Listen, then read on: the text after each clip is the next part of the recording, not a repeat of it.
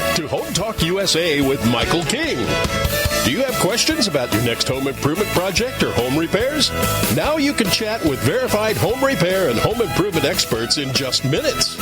Get the help you need by visiting HomeTalkUSA.com. One of the best resources for home improvement information around today. Your best life begins with your best home, and there's no place like Home Talk. That's HomeTalkUSA.com. And now, back to Invent America from the #1 home improvement radio program in the country, Home Talk USA, with your host, the Cajun contractor Michael King, and his co-host, the Inventor lady, Rita Crompton. Hi, everyone. Thank you so much for being with us this afternoon. And we are talking about, it seems like the right time of year to talk about all the junk mail inventors get, because it's a different intensity. Most of us recognize junk mail from credit card companies and salesmen and all that kind of stuff. But when you're an inventor and you get something that says, from a government office or from, a registered patent attorney, you get kind of nervous. Well, a lot of it is junk. So how do you tell the difference? And our next inventor is Mike. And, Mike, I'm going to let you correct me on the saying of your last name, Senerchia? That's about right. You got it. Okay. Mike is the inventor of PICC Pouch, and it is a home infusion therapy safety tool. Mike, I'm going to let you tell our audience what it is exactly, and then please give your website so if they are looking for it, they can go find it. Okay. Thank you. Well, PICC Pouch is basically a device I created to hold the medicine ball when you have to go through IV therapy. PICC, P-I-C-C, is actually peripheral inserted central catheter. So most of the times when you have a PICC inserted into your arm, you have a ball of medicine and 3 feet of IV line, and you have to wait for it to dispense. My product allows you to put the medicine ball attached to your wrist, plug it into your port, and you're free to go. Your hands are free, and you're not restricted on your mobile activities, and you can do whatever you want. So it's a pretty easy device, but it makes a big difference in your life when you're going through the therapy. And the website is PICC, PICCPouch.com. Excellent. And I noticed we're going to have you on again to talk about, the intellectual property steps that you went through. But for now, we can tell our listeners that you've got 3 design patents and a utility patent. So we'll talk about the difference on those on another show, because there's a lot of inventors out there that will end up getting both when they can. So, we're talking about the junk mail. Once you're, at 18, generally about 18 months, a patent is published. And then the junk mail starts, because now your contact information is made public to the entire world.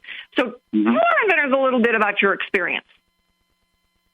Well, you get all kinds of, as you say, junk mail. You get these scam companies that send you what looks like an invoice, and they tell you, well, your patent, actually, these are patents or trademarks. I get them more for my trademarks.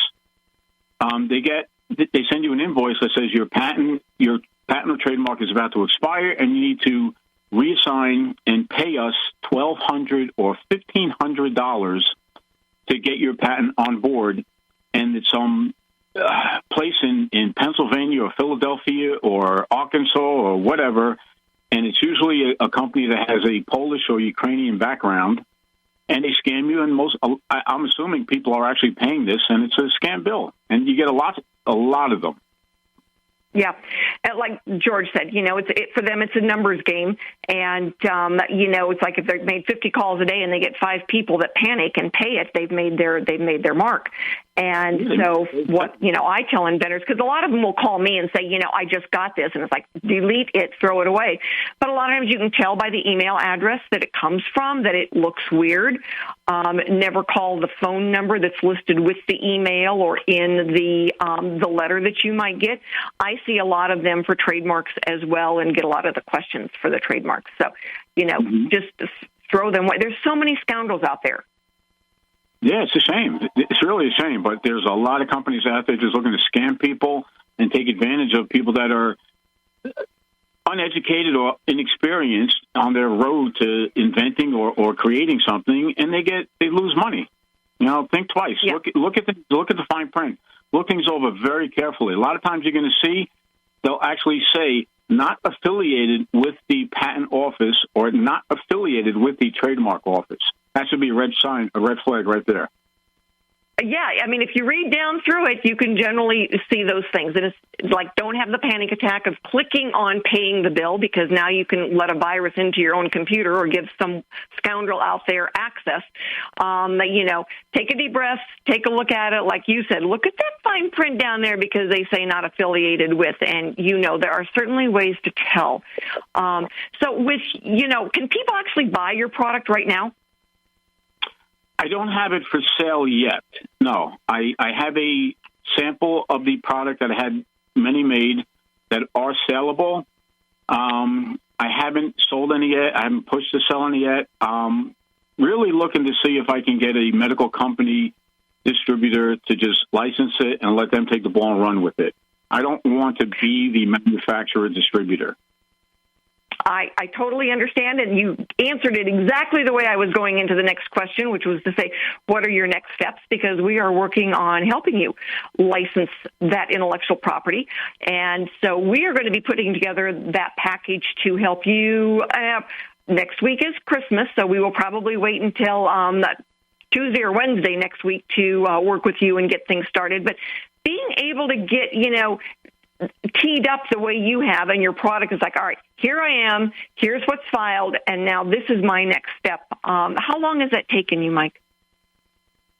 Oh, this roller coaster ride has been a torturous 3.5 to 4 years. I love the way you describe that. Yes. I think that torture chamber is something a lot of inventors experience. Yes, and I don't know that a lot of people would pursue and persevere and continue and get to the finish line, because it's emotionally, financially, and just everything, part of your life, draining. It certainly can be, but when you hit your next milestone, there's always an adrenaline rush as well, and you get the encouragement to go on to the next step. Oh, yeah, without a doubt. I won't give up. This will be on the market. It'll be a worldwide product, and it's going to help millions of people. Excellent. Well, there is the music, everyone. So we're going to run off and pay a couple of bills. But if you are, or you want to be an inventor, join us at the Inventor Roundtable meeting so you can ask questions. They are free. And if you want to go to our website, invent-america.com or inventamerica.info, we'll get you connected to all of us. And so stick with us. We've got another inventor coming up.